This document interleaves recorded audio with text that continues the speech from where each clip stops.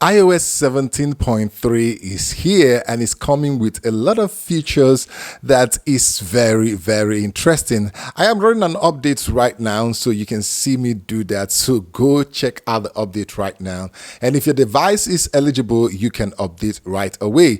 One of the interesting features is when your phone is stolen, there's a new security feature that is being added and a lot more. So I'm going to give you a roundup of the list of some of the new features to expect from the iOS 17 right after this.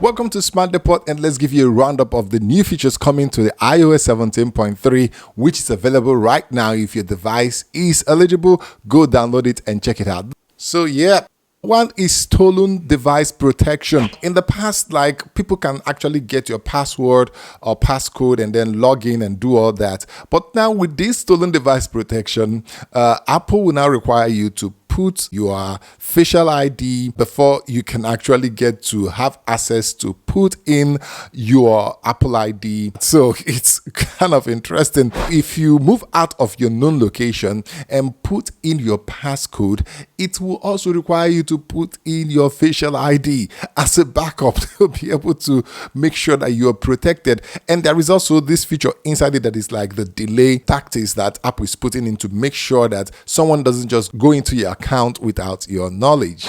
Then there is new Unity Bloom wallpaper for the Black History Month. This one is for the US, but you can actually get that wallpaper and use it wherever part of the world you are in.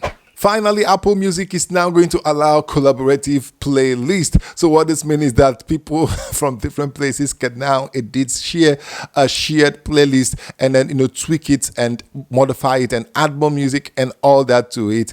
And that actually has been a long-awaited feature that is here. So you need to go check it out. There are still some improvements and new features for AirPlay hotel support. Apple Care and Apple Warranty is now showing the setting, more information about coverage, crash detection optimization for iPhone 14 and 15 series, and then there are a whole lot of bug fixes and security improvements, especially that have to do with WebKit tool on Safari browser. That developers use. So some operation and injection could happen that Apple has actually fixed, and in some of them they didn't release any information about whether I've been exploited before. But what are you waiting for? It is Apple and they know the best, and they are very, very committed to security. So when they bring out the security patch and fixes and bug fixes and new features, you should get them. So make sure you follow me for more interesting, up-to-date, latest tech information and news like this.